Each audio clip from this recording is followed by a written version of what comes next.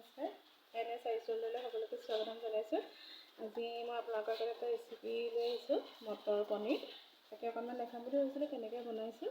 আপোনালোকে যদি ভাল পায় চাব মোৰ ভিডিঅ'টো। এইখিনি যিখিনি লৈছোঁ মই অলপমান পৰিমাণে সেইখিনি দেখাইছোঁ। এইখিনি মটৰ আছে ইয়াতে কেইটামান, আৰু ইয়াত দুটা পিঁয়াজ ডাঙৰকৈ লোৱা হৈছে, আদা অকণমান পিছা হৈছে, নহৰু অকণমান, গৰম মছলা অকণমান লোৱা হৈছে, তাৰপিছতে জিৰা গুড়ি অকণমান, তেজপাত, বুট দালি, পনীৰ, বিলাহী। মোৰ ওচৰত মানে মটৰ অলপ কম আছিলে, সেইকাৰণে মই ল'লোঁ আৰু অলপ মিক্স কৰি পেলাই। অৱশ্যে মই নাই বনোৱা দেই, বায়েহে বনাইছে বাৰু, খুব ধুনীয়াকৈ বনাই। তেওঁলোকে আপোনালোকে দেখাম বুলি ভাবিলোঁ আৰু মই বনোৱা নাই, আপোনালোকে চাব খালি ভিডিঅ'টো।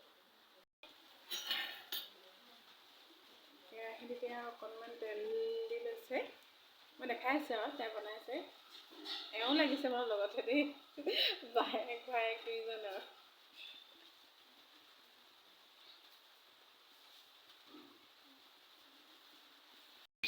পিঁয়াজখিনি দি দিছোঁ মানে মই দিয়া নাছিলোঁ।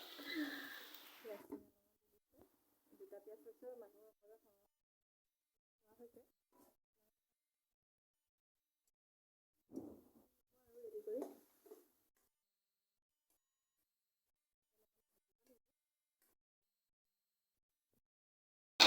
তেল আমি বেছি ব্যৱহাৰ কৰা নাই দেই, অলপহে ব্যৱহাৰ কৰি অকণমানহে ব্যৱহাৰ কৰিছোঁ, মানে ডাঙৰ চামুচেৰে 2 চামুচ আৰু।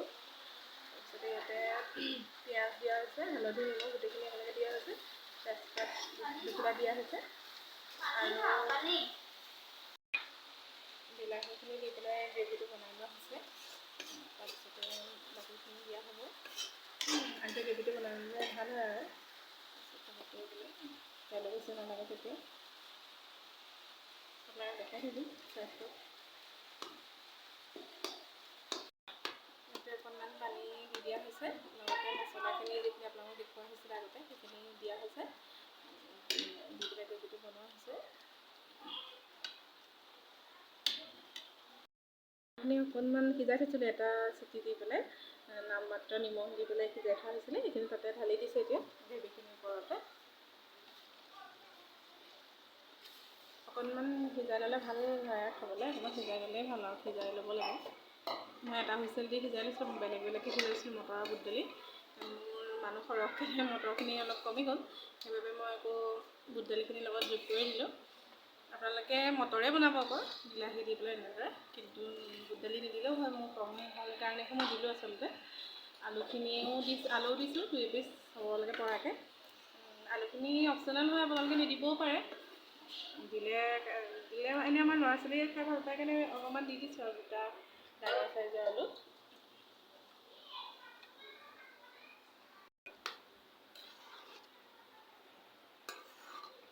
অলপমান মিক্স কৰি দিব গোটেইখিনি, তেতিয়া ভাল হয় আৰু গোটেইখিনি একেলগে মিক্স কৰি দিলে।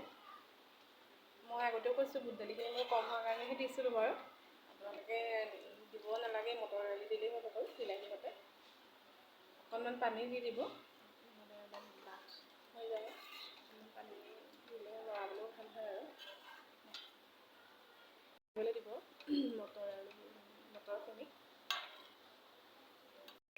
মটৰখিনি মই যেতিয়া মানে উতলি থাকিব তেতিয়াই দি দিম আৰু। আপোনালোকে অকণমান ৰিফাইন দি ফ্ৰাই কৰি ল'বও পাৰিব বাৰু, মই কৰা নাই, বায়ে বনাইছে যিহেতু, তাই এনেদৰেই বনায়, খুব ভাল হয় খাবলৈ, টেষ্টি হয়, আপোনালোকে খাই চাবচোন বাৰু।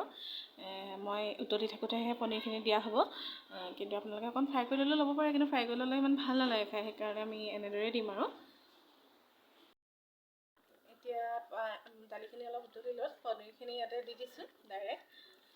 মানে পেকেটৰ পনীৰটো অকণ ভাজি ল'লে ভাল হয়, কিন্তু এইটো পেকেটৰ পনীৰ নোহোৱাৰ বাবে ভাজি লোৱা নাই। মানে চবৰে টেষ্টটো বেলেগ বেলেগ হয় বাৰু, কিন্তু এনেদৰেও খাই চাবচোন বাৰু কেনেকুৱা পায়। শেষত অকণমান গৰম মছলা দি দিব,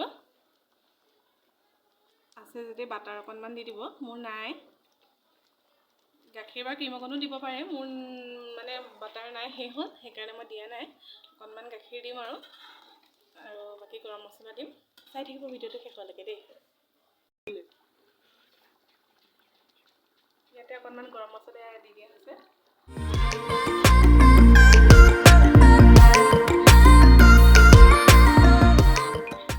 অকণমান দিয়াৰ পাছত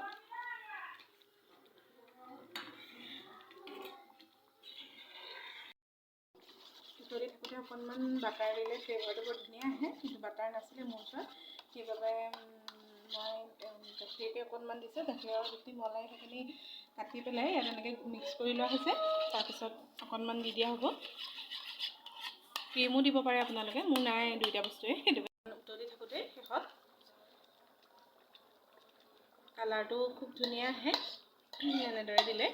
বাটাৰটো দিলেতো ফ্লেভাৰটো খুবেই ধুনীয়া আহে, খালি নাছিলে বাবে মই এনেদৰে দিলোঁ আৰু।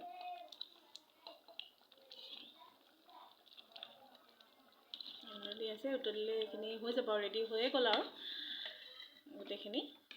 অকণমান আৰু উতলিবা 5 মিনিট উতলাৰ পিছত গেছটো আপোনালোকে অফ কৰি দিব।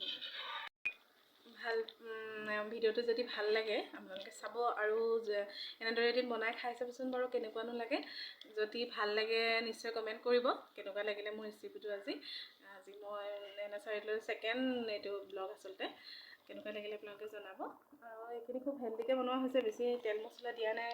মছলাখিনিও ঘৰুৱাভাৱে প্ৰস্তুত কৰা হয়, কিনা মছলা ব্যৱহাৰ কৰা নাই, কাৰণ স্বাস্থ্যৰ কাৰণে বেয়া। গতিকে আমি ঘৰুৱা মছলাই ব্যৱহাৰ কৰিছোঁ। এনেদৰে ৰান্ধি খাই নিশ্চয় জনাব বুলি আশা ৰাখিলোঁ।